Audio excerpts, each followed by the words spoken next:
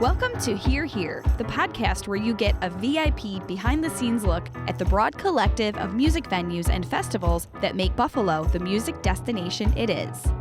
Today we're talking about Nietzsche's, a cornerstone of Buffalo's Allentown neighborhood and a haven for live music of all genres. For over 4 decades, Nietzsche's has embodied the eclectic, unconventional spirit of its community. Joining us to share the venue's legacy and unique role in Buffalo's music scene are co-owners Dave Arakelian Jr. and Sam Marabella. First up, we'll speak with Dave. Dave, congratulations on becoming an owner. You're a co-owner now of Nietzsche's. Yes, thank you very much. But you have a history here. I've worked here for at least 15 years. So you've been a bartender. You still bartend? I still bartend. I did security. I bar backed for a short minute, but I'm not a bathroom cleaning kind of guy. You know this place. I do. What makes it such a special place? The musicians' love for the music, and that's what makes it special. Seeing people up here playing and just really enjoying it. Musicians really like to play at Nietzsche's. They love to play. Nietzsche's happens to be a good match for them, but musicians, true musicians, they just love to play. And you have local musicians, you have national musicians here. You've seen it all probably during your time here. Comedians. Yeah. Plays, all kinds of stuff. How can you explain the vibe of the place, whether you're behind the bar or you're watching a show? So I want to say the vibe changes on what we have going on. Generally, it's a place of acceptance. It's a place for musicians to get together, welcoming whoever, whatever, wherever you're from. It doesn't matter what you believe. It doesn't matter, because inside Nietzsche's, it doesn't matter, because you all love the sound of a guitar. So you have seen a lot of performances here. Can you think of moments when you were here that made you say, oh, wow, I get to be a part of this, or oh, wow, I'm seeing this happen? Doug Stanhope was here. That was really cool. Fishbone. I worked for that show. There was a show called Giant Panda Gorilla Dub Squad, and it was one of my beginning shows working here, and the owner gave me $300 for working like 6 hours. I was like, what is this? You gave me too much money. He said, no, we did so good. How will the history help you to move forward with Nietzsche's now that you are in charge? How will you take that history and your experience here for the future of Nietzsche's? Well, I'm pretty old school, and I remember Nietzsche's on like its high points, and I think the beauty of having a partnership is having my partners help me and help Nietzsche's go to where it needs to be, like credit card machines. Let me tell you, that wouldn't have been my first choice, but it was the right choice. We've only started taking credit cards since February, since we took over. That was, that was one of our first moves. Nietzsche's didn't have an ATM or a credit card machine.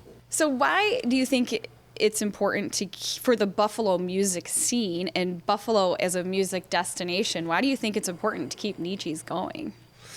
Well, we're a lot of musicians' starting point. Mm-hmm. A lot of, we're not the biggest venue. We're not the smallest venue either, though. This is traditionally, this is one of the first venues that people could come to and play on stage and have a crowd of people. We were just big enough. This has been the starting place for a lot of bands. You have a lot of local music here, but you've also had some pretty famous bands that have come through here. Members of Fish, there's apparently signatures somewhere? There's a signature of Fish right at the bottom of our ductwork, in the front room. But the P's cut off because the ductwork went in after the signature. So you can only see the HISH. Any other moments of bands coming here or, loving the spot? It's nice seeing some band from California or Wyoming, wherever they're coming from, and they planned a show to come through the legendary Nietzsche's. And I'm like, legendary Nietzsche's? That's amazing that somebody thinks this is legendary. So what are some of the things that you would tell somebody coming from outside of Buffalo that might be visiting Buffalo or searching out music? How would you explain the scene, and how would you explain the scene at Nietzsche's? I would say that you'll walk in and people will be playing guitar on the front patio. You'll come in, there's going to be a show going on inside. If there's not an open mic happening, which our open mic has been running for 40-something years. Yeah. What do you think has been the thing that keeps Nietzsche's going and keeps that welcoming vibe going? The local musicians is that vibe.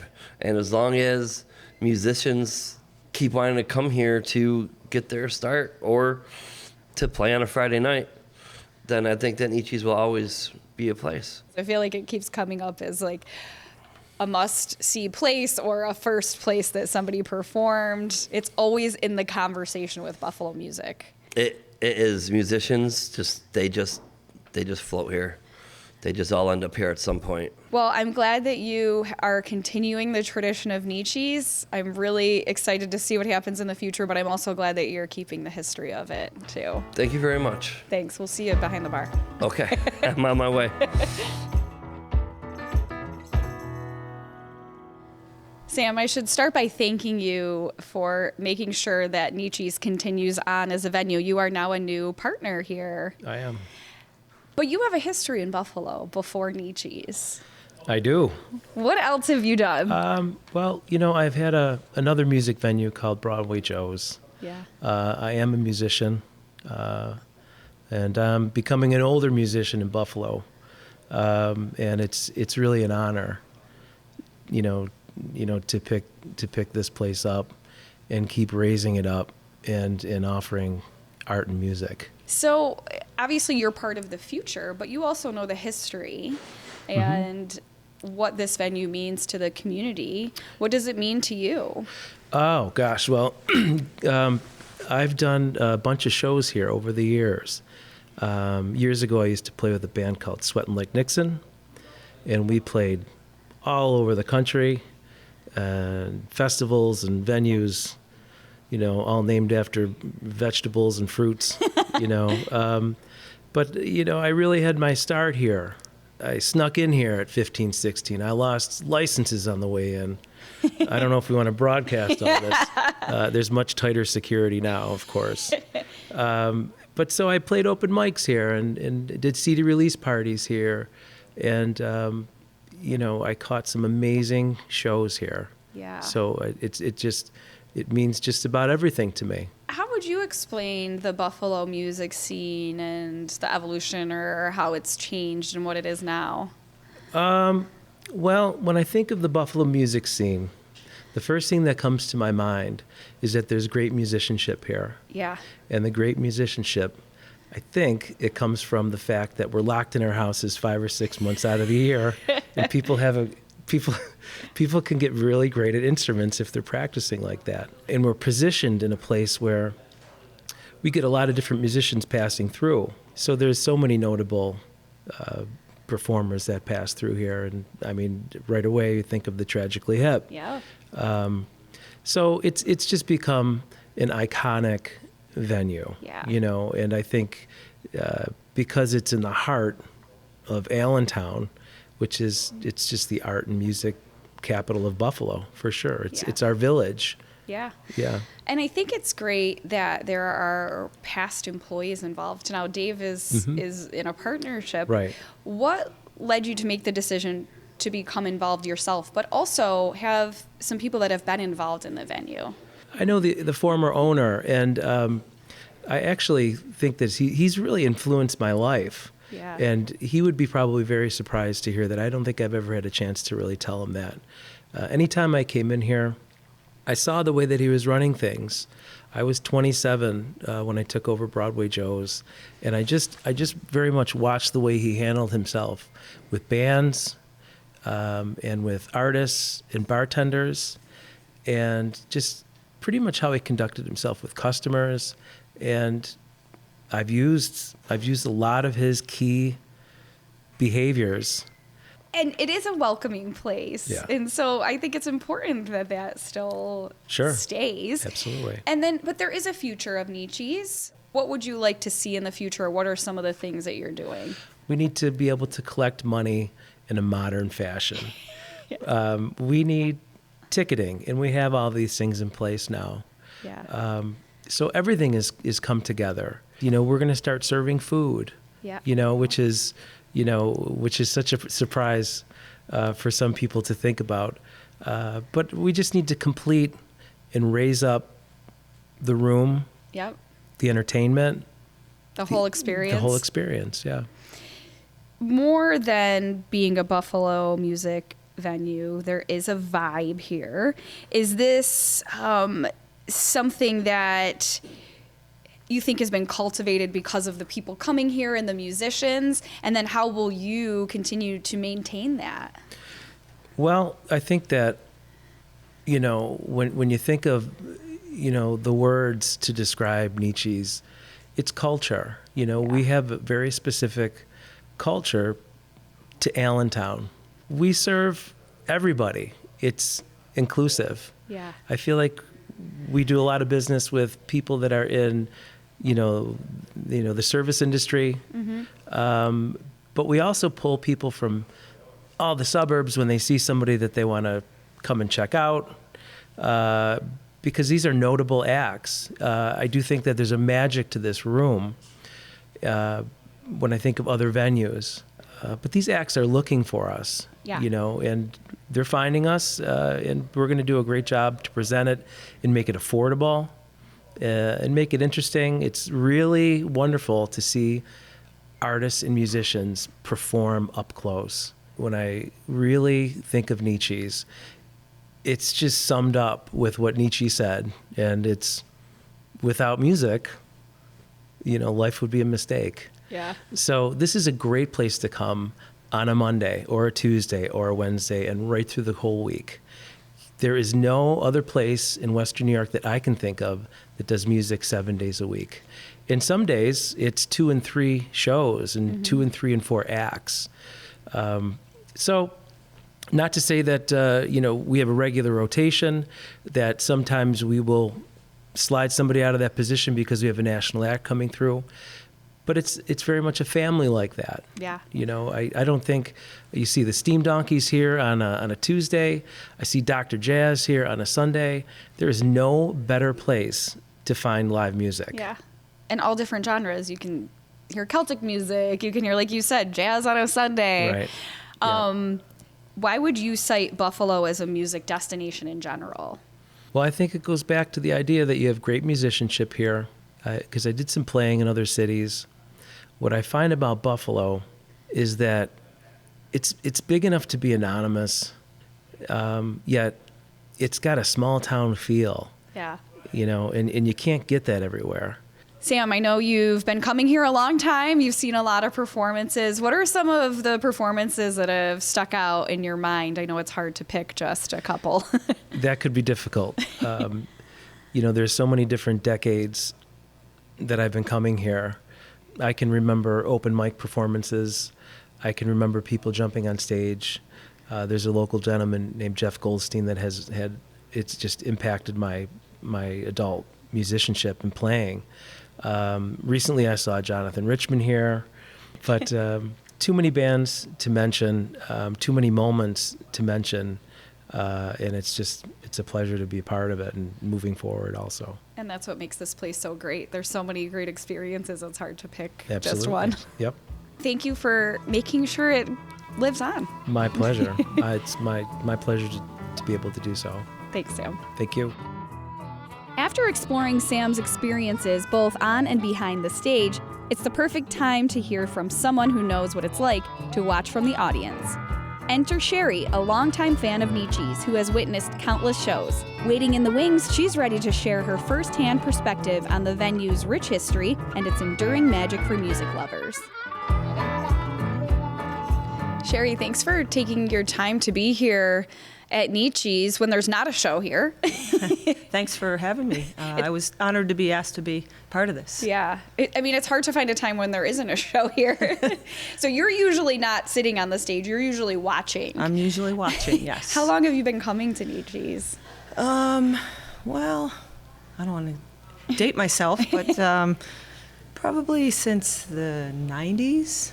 How many shows do you think you've seen here? Hundreds, I'm sure. Yeah.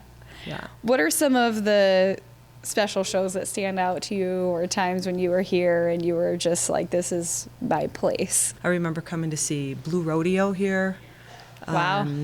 If you had to tell somebody who's not familiar with Nietzsche's, if you were trying to convince them to come here, or you're telling them about Nietzsche's, what would you say to them? I would say that it's really a welcoming place. You'll find all walks of life, all ages, all different genres of music, all different things you can see here. You can come on a Saturday and see Celtic music, and you can join in if you want. Yeah. It's that kind of welcoming vibe for all kinds of musicians and artists in general. Buffalo is a music scene and a music destination. How have you seen that coming to shows here? How have you seen that grow or change? And how would you explain that to somebody that's outside the area? I know that a lot of bands that were up and coming at the time played here, and I saw them, and now they're national acts. Yeah. And it's nice to see the new owners keeping the tradition, Yeah. but then moving it into the future. And I think with any great place, you remember the history and keep some of those elements, but you also evolve it into the next generation.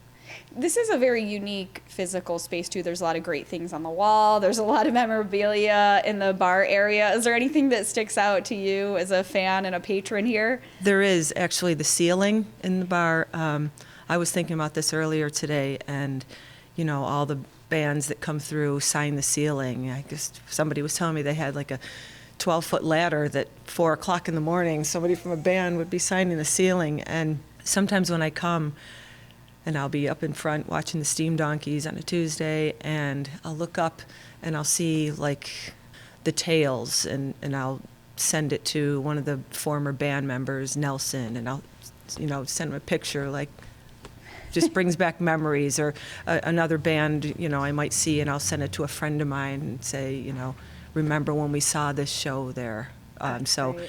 you just look up at that ceiling and you get these memories, especially if you were at one of those shows. Yeah, you have a history right on the ceiling recorded. Well, thank you so much for spending time with us today, and sharing your personal experiences here at Nietzsche's, and I look forward to seeing you here at more shows. Thank you. Thank you for having me. Thank you. When you think of live music at Nietzsche's, few artists capture its eclectic spirit like Tyler Westcott. On this episode of Here, I sat down with the Folk Faces frontman to talk about his journey, his connections to Nietzsche's, and what makes it such a special part of Buffalo's music scene. Tyler, thanks for joining us today. Thank you for having me. You've performed at Nietzsche's in different capacities over the years. Can you remember your first time playing at Nietzsche's? Sure, I can. I performed with a band called LZ Dillon and the Nickel City Band, and that was over 10 years ago. And I believe it was a Monday night showcase, but right before the open mic. So. Oh, wow. So, I know, a very famous open mic. Yep. What are some memories of those early experiences at Nietzsche's? Oh, just such a welcoming community of people and interesting characters hanging around. Always a strange or wonderful conversation to be had. Kind of low red light and just a warm, welcoming environment, and always eclectic, wonderful music and artist types hanging around. You mentioned the vibe. This is also a place that's very like Allentown encapsulated, Sure. but is more.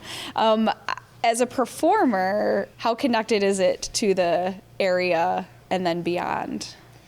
Well, there's just not too many places in the world let alone in Buffalo like this, that have music every day of the week. It's one of the few places I care to go and have a drink or go to hear a band, just because it's so well loved and lived in, and it's a very homey, welcoming environment, and just I think that it resonates with people too. When they come see a show here, they're kind of like wide-eyed and, wow, I'm at a place right now, aren't I? Yeah. So you played here with Folk Faces in around 2011, 2010. You knew Nietzsche's before that. Mm-hmm. What did this place mean to you when you were on the stage with Folk Faces? Was it a different feel? When I first came to town, I moved here over a decade ago, and I saw this place from afar, and I was like, wow, I really want to be there at that place. And it felt full circle. It felt really good to be, kind of smash those goals and be on stage at the place where you wanted to play. And it's grown into be more of a family than anything. And so it was a wonderful feeling. Yeah. And now you've grown to have your own festival? Yes, I do. I run my own festival. It's called Folk Faces Fest, and we are coming up on our 9th year. Yeah. Yep.